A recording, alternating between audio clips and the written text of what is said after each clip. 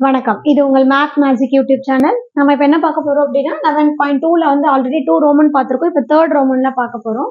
So திரும்பவும் நான் சொல்றதுதான், ஒரு ஃபங்க்ஷனை நான் டிஃபரன்ஷியேட் பண்றேன் அப்படின்னா எனக்கு ஒரு நியூ ஃபங்க்ஷன் கிடைக்கும். அதுல எக்ஸோட கோஎஃபிஷியன்ட் இருந்தா மட்டும் 1/a எழுதிட்டோம். சரிங்களா? ஓகே. இப்ப என்ன கொடுத்துருக்காங்க? e power x. நம்ம ஃபர்ஸ்ட் ஃபார்முலா எழுதலாம். e பவர் x dx அப்படின்னா e பவர் x பண்ணா e power x plus c. இதான் ஃபார்முலா e பவர் x-க்கு. சரிங்க. நம்ம integral e power 3x minus 6 dx கொடுத்துருக்காங்க. எக்ஸுக்கு முன்னாடி கோஎஃபிஷியன்ட் இருந்தா 1/a எழுதணும். 1/aன்றது 3. e பவர் x பண்ணா அதே தான் வரும் இல்லைங்களா? e பவர் xனா e பவர் xன்னு எழுதிடணும். Plus c. That's all. அடுத்தது பாருங்க. Integral e power 8 minus 7x equal to 1/a into dx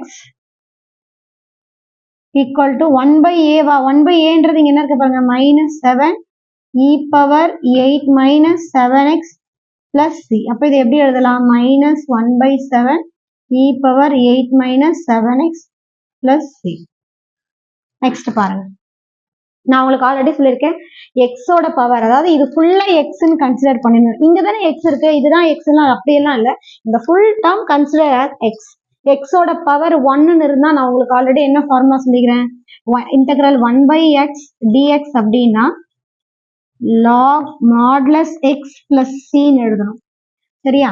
அப்ப இங்க எக்ஸ்ன்றது இது இன்டெகிரல் 1 ஃபுல் டேர்மையும் எக்ஸ்ன்னு கன்சிடர் பண்ணுறோம். கன்சிடர் பண்ணும்போது இங்க இதுக்கு முன்னாடி என்ன இருக்கோ அது a. அப்போ 1/-4. ஏன்றது -4. 4க்கு முன்னாடி என்ன சிம்பிள் இருக்கோ அதை போட்டுருணும். log போட்டுருக்குங்க. Modulus of 6 minus 4x plus c. அப்போ minus 1/4 log modulus of 6 minus 4x plus c. Thank you. Subscribe பண்ணுங்க, பெல் பட்டனை கிளிக் பண்ணுங்க. அப்பதான் நாங்க உங்களுக்கு அனுப்புற வீடியோஸ் நோட்டிபிகேஷன் உங்களுக்கு காமிக்கும். தேங்க்யூ.